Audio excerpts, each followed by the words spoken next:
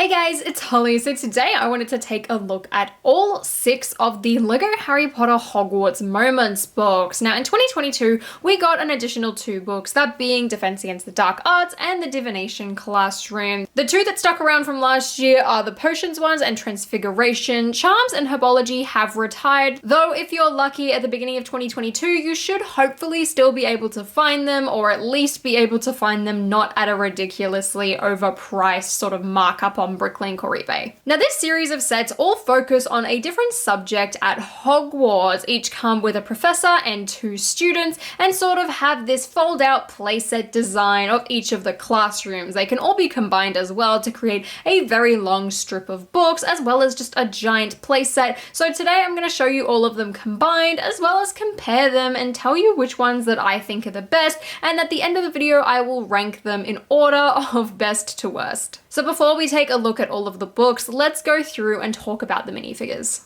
Now the first set of minifigures I want to take a look at are firstly the professors. Now in total from each of these 6 sets you would get Professor Snape, Professor Sprout, Professor Flitwick from the Philosopher's Stone / Sorcerer's Stone, as well as Professor McGonagall, Professor Trelawney, and Mad-Eye Moody. Now I personally say besides Snape and McGonagall, a lot of these figures are pretty hard to get a hold of and haven't appeared too many times. Even Snape hasn't been all that common, especially since 2018, so all of these figures are really good to get a hold of. By far, my favorite has to be Professor McGonagall. She's recently appeared as well in the Hogwarts trunk, so there's nothing, I guess, all too special about her these days, but that minifigure is by far one of the best LEGO Harry Potter minifigures we've gotten of all time. Besides Flitwick, who's an exclusive and original variant, the remaining of them though are a downgrade. However, if you missed out on the original Harry Potter CMF, the newer Hogwarts Moments books are great to get Professor Trelawney and Mad-Eye Moody. But even with the other 2 books for Professor Sprout and Professor Snape, I feel like they're not overall that exciting. I mean, both of those figures don't have leg printing, whereas Trelawney and Mad-Eye Moody do,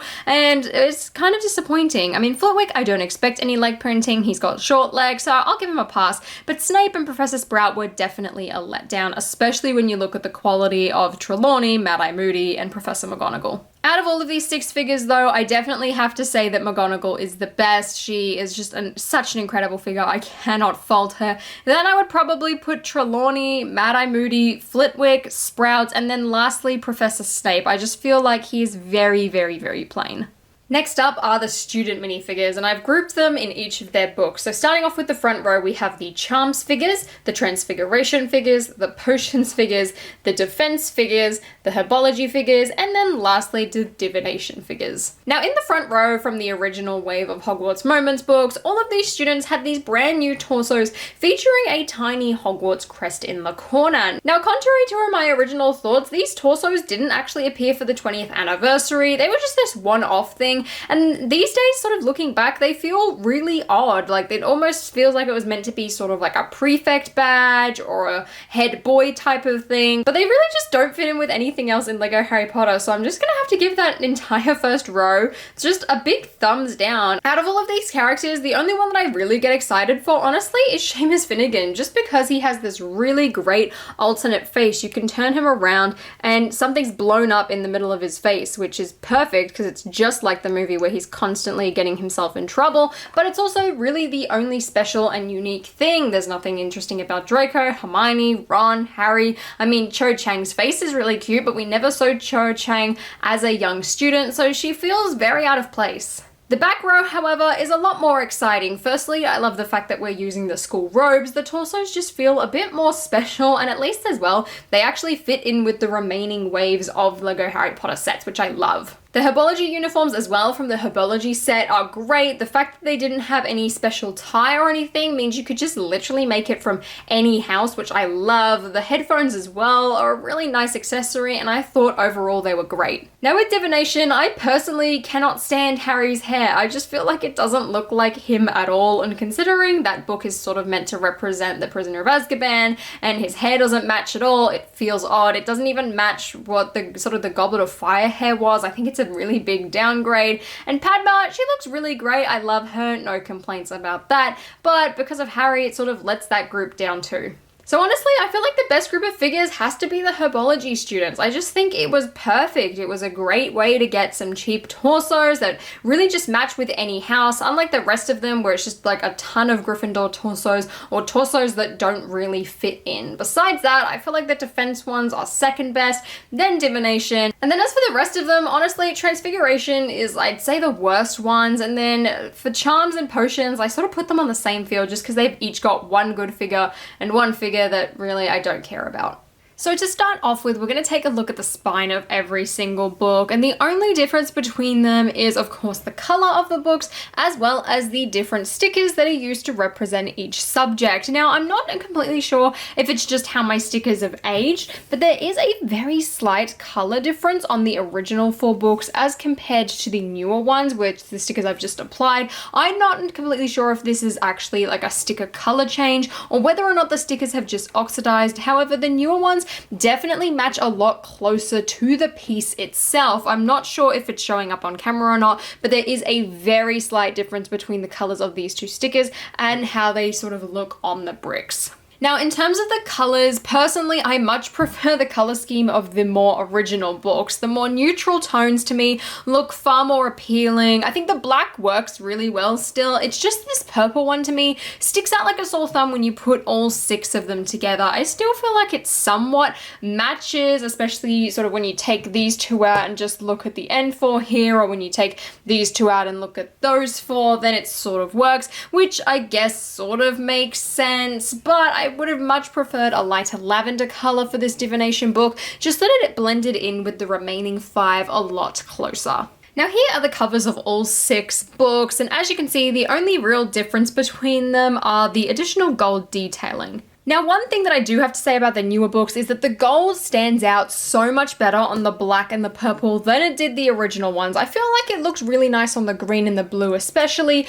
but the gold did blend in a tiny bit too much on the tan and the orange for me. So these newer, sort of more vibrant colors definitely make that stand out a lot more and look so much more bold than the other ones. Now, despite the gold looking better on the newer ones, I still don't think I prefer the colors for them. Out of all of them though, I do think that the black honestly has to be my favorite one. I think the color looks really nicely. It's still quite neutral, but just the gold showing up really well makes me incredibly happy. So if I had to rank them, I honestly feel like I have to go black, then green, then blue, then tan, purple, and then finally the orange. I really don't like that orange. I would have much preferred it to be dark red, and I feel like then too it wouldn't look quite as odd with the purple being so bright.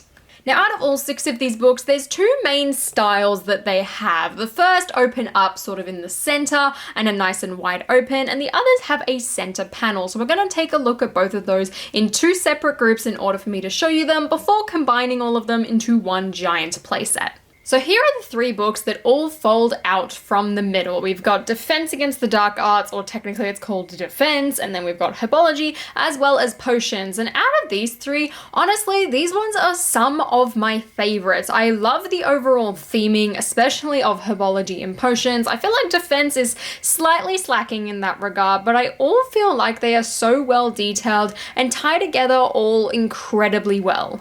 Now, one thing that I've noticed out of all of these 3 is that Herbology is really the only one that sort of deals with both sides of the build. With Potions, you mainly focus on this right-hand side area, and then with Defense, you mostly focus on this left-hand side, with only Moody's trunk being on the right, and with Potions, I mean, I've just stuck the little couch there, but really, there's not an awful lot. Whereas Herbology, while you don't really have anything on the right-hand side, you can stick the little tap build, but also this center part actually folds out at that angle, sort of creating an L shape with the build, which I personally really like. Now, each of these 3 builds each come with a black book with a custom printed tile. You have the Dark Mark one for Defense, a Herbology one for Herbology, and this really nice Potions one for Potions, which they both have appeared in other sets, and I predict will as well in the future. Out of all 3 of these, by far, the Dark Mark one is my favorite. I just think it's incredibly unique and really cool, and I feel like it's a tiny bit more detailed than the other 2 as well. I'm not sure if you guys feel the same,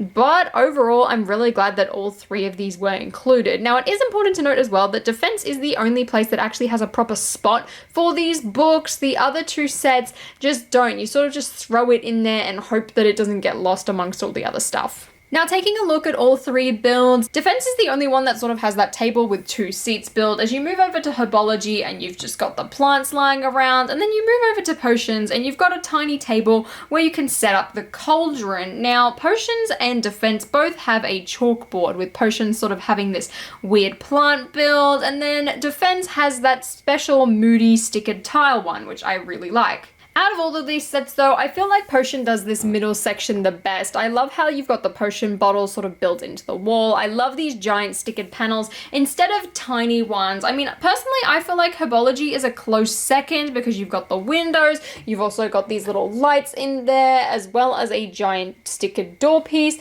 I feel like it works really well. Defense, on the other hand, it doesn't feel quite as good. Firstly, Defense is a lot shorter this time around, which is quite interesting. It's about 2 bricks shorter, and I imagine that most of that is so that you can stack things on top of it, but also all the stickered panels are really small and you've got a giant archway that doesn't really do an awful lot. Just so you can see that height difference, there is Defense right up against the archway for Potions. You can see that it's quite substantial, and honestly, it's sort of disappointing when I put them side by side. It honestly makes this classroom section feel a lot smaller and shorter and just more confined.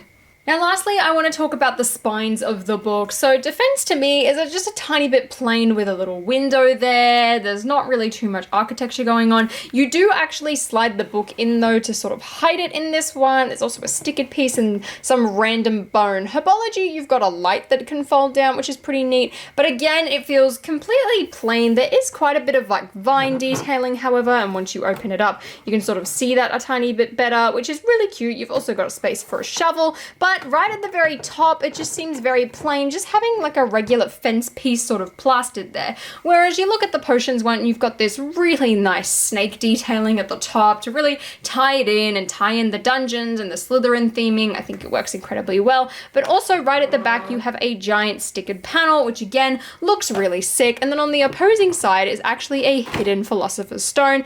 Out of all three of these books, I have to say that Hufflepuff is still my favorite. It was my favorite last year and remains to be my favorite. And while I'm not a huge fan of the tan coloring, I feel like the theming as well as the overall design layout and the pieces included far exceed any of the other Hogwarts Moments books. A close second is Potions. While the left-hand side is incredibly bare, I still feel like that set has a ton to offer, especially when it comes to accessories.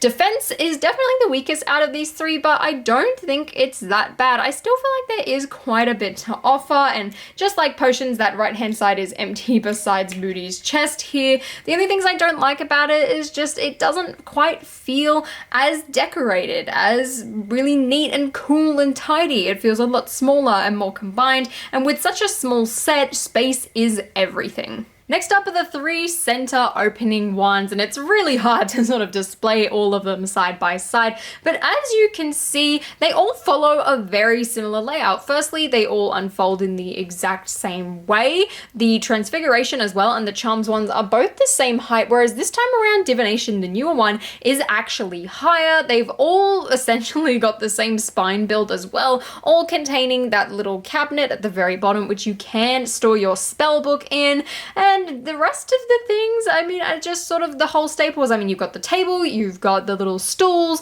and then you've got some random chalkboards and side builds. Honestly, Charms has the most to offer, but it is the most difficult as well to all stack up, whereas Divination is a lot simpler, easier to sort of put all back together. Transfiguration is pretty simple as well, but definitely not quite as easy. Now, to me personally, the Charms one stacks away the absolute cleanest. Divination, to me, you've got a few little bits here and there that are built onto the actual core of the book that just feel like they don't quite work or don't quite sit right. I mean, it works if the book's closed, but when it's open, it just sort of looks a bit awkward. Like, why is there sort of a brown slope there? It doesn't quite make sense. Now, by far, I think the Transfiguration has to be the most boring. Just color scheme wise, it's not that interesting. It's only really just tan, and like even the walls being like the orange doesn't quite suit that well. I mean, you've got some stickered panels on the spine, but it's really not that interesting. You can see a lot of the exposed studs from the inside of the spine, which I'm not a huge fan of, and just the top as well. There's not really that much interesting architecture either, and just the decoration's pretty boring. Charms isn't too much better. I mean, you've got a giant glass panel, and the top is actually incredibly similar to the divination classroom, which is something I didn't quite expect. Divination in terms of spine, 100% wins. There is a tan owl, for goodness sakes. There's also a lot of studs and a lot of different just sizes and different pieces used. It's not just one giant thing all built up, just to make it a lot easier. Charms, though, I think definitely has the most interesting sticker selection. You've got the ones that are actually sitting on the back of the book, not to mention the stickered pieces for Flitwick's stand. You've also got the chalkboards and the book cabinets. I think overall it looks incredibly good. Divinations as well are amazing, but I feel like the colors don't really match the color of the book, and I think that's more to do with the book's pieces, of course, than the actual sticker color, because that is actually accurate to the... But overall, I feel like these are just a tiny bit more cluttered. I mean, play-wise, it's a lot easier because it gives you just this giant open space to play with, so that is amazing. But definitely, I don't think Transfiguration hit the brief by far. I think this is the weakest of all of them. Out of Charms and Divination, I want to put Divination as number one, just because I think all of the pieces serve a lot more use. There's not as much clutter as well as the Charms book, and stacking it back up together is a lot easier than Charms ever was, so I do appreciate that, despite the fact that there are a couple random pieces here and there just to make it easier to stack. The architecture is a lot more interesting. The whole thing sort of flows a tiny bit better, and even though that the purple doesn't quite work with the dark red for me, I feel like the color scheme still works really well, though Charms by far has the greatest color scheme of all three of these. Just like the other books as well, you do get a printed tile. The one in the center for Charms is just the standard sort of Wingardium Leviosa print we've gotten tons of times, but the Transfiguration print and the Grimm print are all brand new. Now, I said this in my review for Divination, I personally don't like the lime green book. I think it stands out far too much and doesn't really blend in with that color scheme, but I think that printed tile is spectacular. I can't tell though if I like the Transfiguration one more or the Grimm one more. Part of me wants to go the Grimm just because I love that little tea stain on the printed tile. However, the detail on the Transfiguration print is incredible. Now, once all of these three sets are emptied out, I feel like you can get a better gist of how interesting each of these builds are. Transfiguration to me looks incredibly bare. Charms still has quite a lot of detail, mainly in the form of stickered bookshelves and things like that. And you've just got tons of them. You've also got the chalkboard. The color scheme as well works really nice. And I love the candles on the end here. Then again, I do also love those Gryffindor banners, but the candles just feel a tiny bit more special. And then you go on to Divination, and overall, just the architecture and design is a lot more interesting.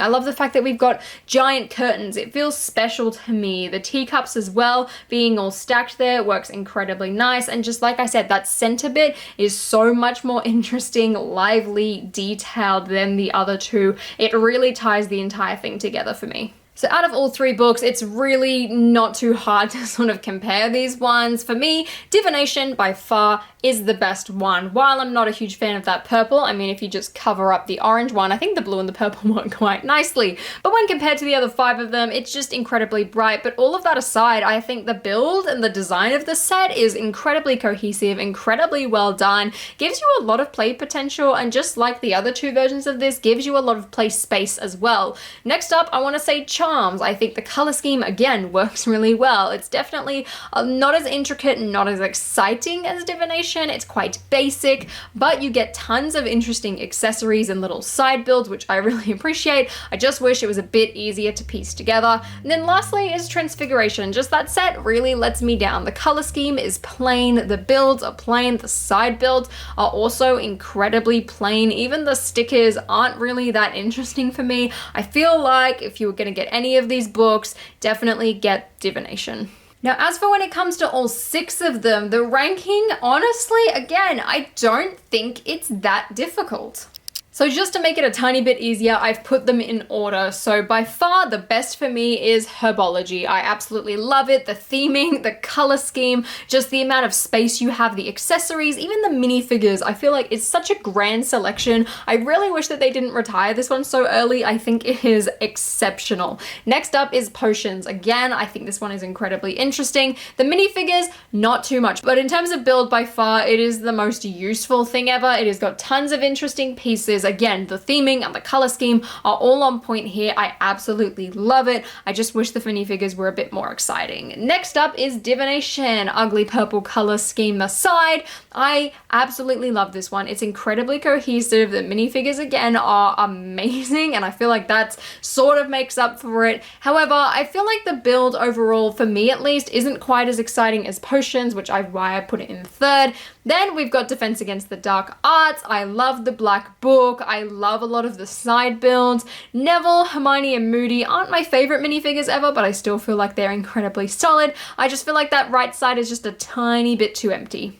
Next up, we've got Charms. It's just because of how complicated it is, really. It feels like there is just so many additional side things that the core build itself is incredibly empty, and those problems again rise when it comes to Transfiguration, and that is why it is last. I feel like as well, besides McGonagall, the minifigures are boring. You don't need another Ron, you don't need another Hermione. The side builds aren't that interesting. The build overall is kind of plain, and also I'm not a huge fan of the really basic color scheme. So that is my personal ranking of how all of these books stack up. Before I wrap this video up, I thought I would connect them all and sort of show you what the giant circle of Hogwarts Moments books looks like. So here are all 6 books combined into one giant star, and I feel like LEGO didn't quite future-proof plan this when they initially set these up in the lifestyle images for the original 4, because while you can sort of open things up, you don't really get all too much play area when you do it this way. I feel like with 4, I feel like you'd be getting a lot more space and play value. However, you can still attach all of them like this if you really wanted to, but I don't think this is going to be optimal for play. I definitely feel like you just want to leave them all attached for display purposes and sticking them up on a shelf all together. I mean, if you really wanted to, you could open one book up at a time and sort of playing like this, and then when you're done, you sort of spin it around and switch it over and do the same thing and just repeat and repeat and repeat. But yeah, I just don't think LEGO quite future-proof planned that one, but in case you wanted to know what all 6 look like in a star, there you go. So there are all 6 of the LEGO Harry Potter Hogwarts Moments books. Overall, I really do enjoy this style of set. I think it's really interesting, I think it's really unique, and it's a really cool way to get some amazing minifigures, especially for the professors, or get a bunch of uniforms if you really want. I do wish that some of the newer ones, though, had more variety and weren't just all Gryffindors. That's one thing that I really appreciated about the first wave. I'm interested to see if they do continue these, considering all 4 of the current books on sale are slated to retire at the end of the year, or if they'll sort of can it and then do like a common room type of thing. That was an idea that was thrown around quite a lot last year, so it'd be interesting to see if that actually happens or if it just remains sort of an idea. But let me know, out of these 6, which one is your favorite, and do you plan on picking up any of the newer ones? And if you guys enjoyed this video, please give me a thumbs up, and if you want to check out the individual reviews for each of these sets, I will leave them linked in the end cards here. But thank you so much for watching. Please consider subscribing to my channel for more content, and until next time, I'll see you later.